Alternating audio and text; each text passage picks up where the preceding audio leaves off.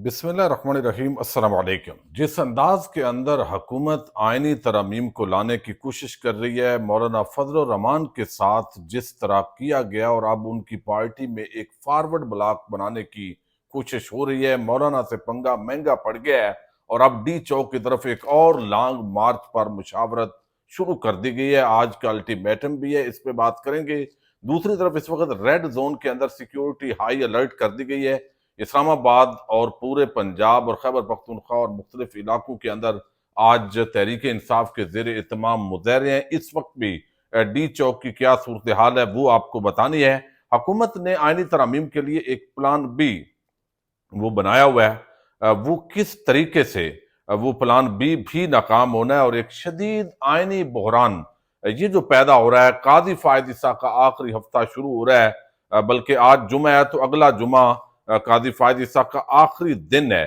तो इस पूरी सूरत हाल में जजेस क्या करेंगे ये भी आपके सामने रखना है। उम्मीद है वीडियो आप समाप्त करेंगे और अपने कीमती फीडबैक के जरिए जरूर उस फायर वाल को तोड़ेंगे जो इस चैनल पर लगाई गई है। इस पूरे दौर के अंदर मैं अक्सर ये बात करता हूं कि जिन जमातों ने जमहूरियत, आइन, आज़ादी, इज़हार राय, इंसानी हकूक का एक लिबादा उड़ा हुआ था, जरदारी, नवाज शरीफ बताया जाता था कि ये कैद रहे हैं, इन्होंने बड़ा सीखा है, तो वो सारे इस वक्त जीरो हो गए हैं। उनकी असल जो औकात है वो कौम के सामने आ गई है कि यही वो लोग हैं जो लेटते हैं, यही वो लोग हैं जो जिस अंदाज के अंदर आइनी हकूक यानी आइन चादर दीवारी का तकद्दस पामाल करते हैं। इस वक्त आप देखें कितने ऐसे लोग हैं जिनके बिजनेस तबाह किए गए हैं। रात को लिया के अंदर एक MNA उसके घर पर गोलियां चलाई गई हैं।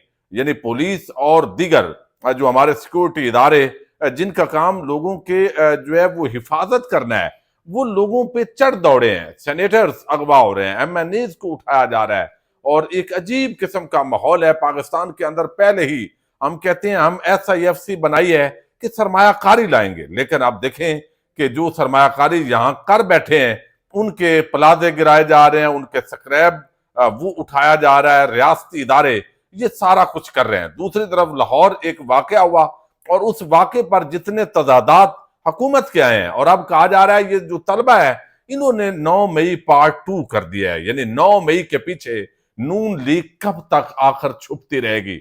अब रात को जब तहरीक इंसाफ के वफद की ये मुलाकात हुई और वो मैंने आपको रिपोर्ट किया, उसके बाद यानी सोए कोई नहीं, बिलावल साहब उनकी मजबूरी है और शहबाज शरीफ वो दोनों जो है वो मौलाना फजल रहमान से मिले हैं, उनको कन्विंस करने की कोशिश कर रहे हैं।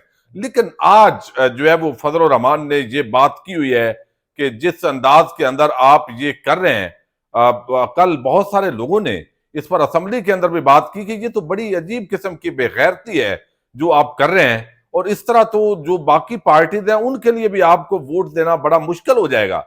ANP के सेनेटर ने बात की, दीगर ने बात की। अब आप देखिए कि एक जो है वो JUIF जो फजल रहमान साहब की पार्टी है उसके एक सेनेटर है हाजी अब्दुल शकूर खान अचकजई, वो अगवा हैं। तो उनके जो बेटे हैं मसूद खान अचकजई, अब उन उसको भी उठा लिया गया रिपोर्टेडली, अब उसको भी उठा लिया गया है। अच्छा, जो हाथ में आ रहा है वो उठा रहे हैं। तो इन हालात के अंदर ये मुल्क को आईनी तरमीम के पीछे जिस अंदाज में ले जाया जा रहा है, तो अब इस पर वो कहते हैं तंग आमद बजंग आमद।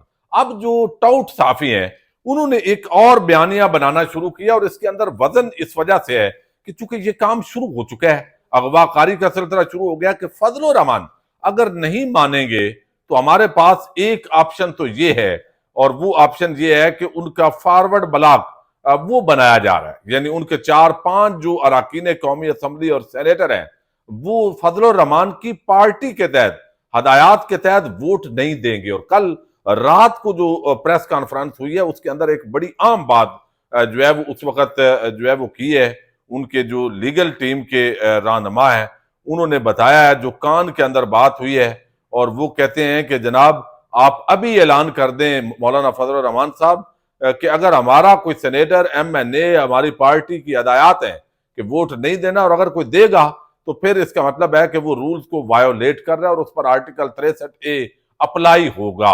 अच्छा, अब ये इसका मतलब है मामले की संगीनी जो है वो उनको भी अंदाजा है। अब यहां पे दावा किया जा रहा है कि 4-5 सेनेटर्स और एमएनए ये उनके मौलाना फजल रहमान के उनका फॉरवर्ड ब्लॉक बन रहा है, उनकी पार्टी में भी कोई नहीं रहेगा और उनको आईनी तरमीम के अंदर वोट लिया जाएगा। अब ये जो शोशा है इसके पीछे भी उनको आप देखें कि फजल रहमान को ब्लैकमेल करने की ठीक ठाक कोशिशें शुरू हो गई हैं, धमकियों का सिलसिला शुरू हो गया है। और अब एक तो ये हो गया प्लान। अच्छा, दूसरा ये उनको बताया जा रहा है कि भाई अगर आप वोट नहीं भी देंगे तो आईनी तरामीम तो होनी है। यानी अगर 25 करोड़ अवाम, ये तासर दे रहे हैं टाउट लोग कि अगर 25 करोड़ अवाम भी कुचल दी जाए तो आईनी तरामीम होंगी। चूंकि रावी चैन ही चैन लिख रहा है, रावी को कोई मुल्क से गरज नहीं है, रावी को बस अपनी एक्सटेंशन से गर्ज है और वो इसके अंदर जहां भी मुल्क को ले जाए। तो अब इन हालात के अंदर बताया गया जी प्लान बी हुकूमत का ये है कि आज जो है वो जो चीफ इलेक्शन कमिश्नर है उसकी सरबराही में इलेक्शन कमीशन ऑफ पाकिस्तान का भी इजलास है। तो आज तो अभी वफाकी काबीना का भी इजलास नहीं है, आज सेनेट का जो इजलास कौमी असम्बली का हो रहा है, शायद आईनी तरामीम आज भी पेश ना की जाए, क्योंकि अल्टीमेटली कोशिश की जा रही है फजल रहमान को मनाया जाए। लेकिन जो हुकूमत तजावीज लेके आई है वो तो बड़ी खतरनाक है। यानी वो एक ऐसा आईनी बहरान पैदा होने जा रहा है जिस पर सड़कों के ऊपर फिर फैसले होंगे, जबरदस्ती जजेस जो है उनके इस्तीफे होंगे, जजेस जो नहीं चाहेंगे वो घर जाएंगे, वो फिर तहरीक का हिस्सा बनेंगे, फिर गिरफ्तारियां, लाठीचार्ज, तशद्दुद, अगवा, ये सिलसिला जारी रहेगा।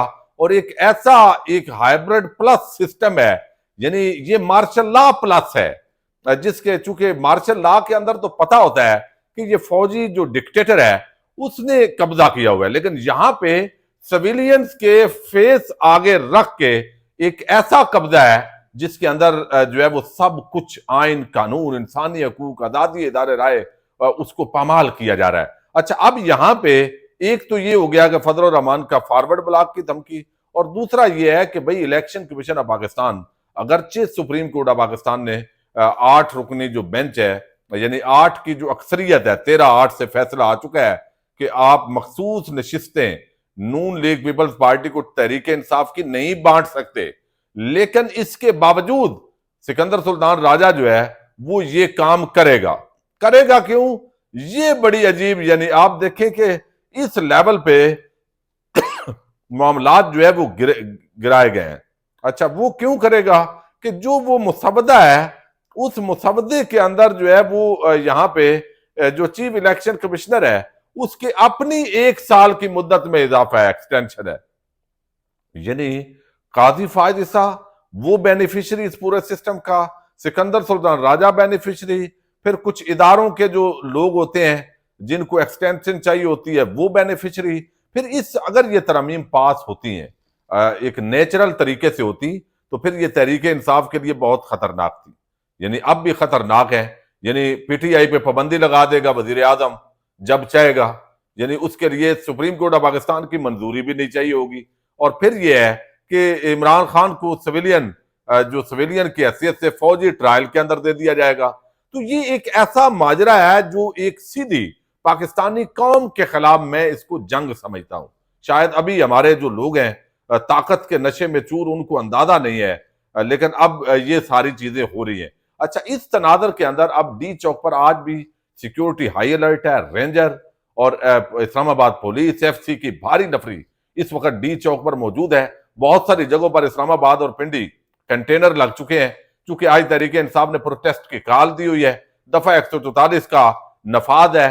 सुबह पंजाब के अंदर तालीमी इदारों को छुट्टी भी दे दी गई है और इस खदशे का इजहार किया गया। जैद गशगोरी उन्होंने एक स्टोरी भी की है, इस पर उन्होंने खबर दी है कि खुफिया एजेंसीज ने ये वजीर आजम को रिपोर्ट वजीर आजम ऑफिस को मसूल हुई है कि जिस तरह बांग्लादेश के अंदर हसीना वाजद और उसकी जालमाना हुकूमत के खिलाफ तलबा उठे और फिर पूरी कौम उनके साथ शामिल हो गई, इसी तरह का यहां पर भी आइंदा 72 घंटे के अंदर जो है वो एक सीन क्रिएट हो सकता है और तलबा के साथ आवाम शामिल हो जाएगी। मुख्तलिफ PID के मुलाजमीन से बाकी जो मुलाजमीन हैं और फिर किसान जो टीचर्स हैं वो अपनी जगह एहतजाज कर रहे हैं, तो वो सारे तबकात इकट्ठे हो जाएंगे और आपके लिए एक बड़ी मुश्किल पैदा हो सकती है। तो अब हुकूमत जो है उसने बच्चों को छुट्टी दी है ताकि 2-3 दिन मामला ठंडे हों। 250 से ज्यादा जो स्टूडेंट्स हैं वो कल रावलपिंडी से गिरफ्तार कर लिए गए। यानी आपने अपनी हरकतें ठीक नहीं करनी, गिरफ्तार करो, डंडे बरसाओ, शेयरिंग करो। और जिस तरह कुछ लोग तशद्दुद कर रहे थे स्टूडेंट्स पर, वो इंतहाई जो है वो अजीब सूरत हाल थी। अब ये सारा जो है एक शदीद आईनी बहरान पैदा होगा।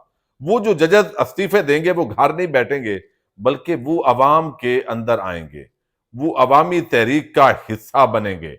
और फिर ये हुकूमत और ये सिस्टम ये इस तरह नहीं रहेगा। यानी आप अब वो भी माहौल नहीं है कि इमरजेंसी लगे या मार्शल लॉ लगे तो मार्शल लॉ और इमरजेंसी को भी अवाम ने फेंक देना है।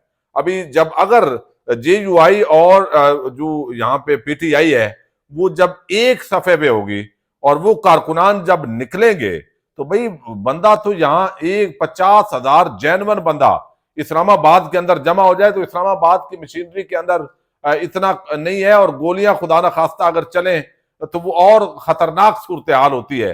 तो ये इनको शायद अंदाजा नहीं है या कोई ऐसे यानी दिमाग का जो हिस्सा है वो खाली किस्म के लोग हैं जिनको लगता है। अब आप देखें बहुत सारे जो साफी हैं उनके खिलाफ नोटिस जारी कर दिए गए। उन्होंने सिर्फ वाकये को रिपोर्ट किया जो तलबा एहतजाज का वाकया था। और आज बहुत सारे दोस्तों ने जाकर पेशावर हाईकोर्ट से राहदारी जमानत भी करवाई है। तो अब मुख्तलिफ साफी हैं उनको नौकरियों से निकलवा रहे हैं। तो ये जो हरकतें हैं ये मुल्क को एक शदीद आईनी बहरान की तरफ धकेल रही है। हुकूमती प्लान बी जो बनाया जा रहा है सिकंदर सुल्तान राजा के जरिए ये बिल्कुल ठोस है, इसने नाकाम होना है। और आर्टिकल 6 फिर लगना है सिकंदर सुल्तान राजा और बाकियों पर, चूंकि हुक्म वादे फैसला मौजूद है। और ये इस आड़ में कि चूंकि स्पीकर पंजाब असम्बली और स्पीकर उन्होंने कौमी असम्बली ने लिख दिया है तो मुमकिन है ये डराने के लिए भी मौलाना को हो कि भाई देखें आप नहीं भी करेंगे तो हम कर लेंगे। लेकिन अब लॉन्ग मार्च की तैयारियां शुरू हो चुकी हैं, आप समझें मुशावरत शुरू हो चुकी है। और अब इसके अंदर जमीयत उलमा इस्लाम और PTI ये भी एक बड़ी अनहोनी है कि ये दो जमातें इकट्ठी होंगे। और जब ये जमातें इकट्ठी एहतजाज करेंगी तो फिर शहबाज शरीफ और जरदारी का जो बोरिया बिस्तर है वो गोल होगा। अब बिलावल और शहबाज शरीफ मादरत कर रहे हैं मौलाना से, हमारे बस में कोई नहीं है जिस तरह बताया जा रहा है। अब ये हम नहीं कर रहे, भाई आप नहीं कर रहे तो आप दफा हो जाए। यानी आप गवर्नमेंट के अंदर बैठ के ये बातें कर रहे हैं। तो ये इस वक्त मेरा ख्याल है कि वो अपने पांव पर कुल्हाड़ी मारने वाली बात है। आइंदा आने वाले दिनों में पाकिस्तान के अंदर शदीद आईनी बहरान होगा, शदीद सियासी बहरान होगा, मुआशी बहरान होगा। और इसकी तमाम तर जिम्मेदार मौजूदा खाऊ कबाइल के जिम्मेदार और उनके जो सहूलतकार हैं यकीनन वही होंगे। पाकिस्तान जिंदाबाद।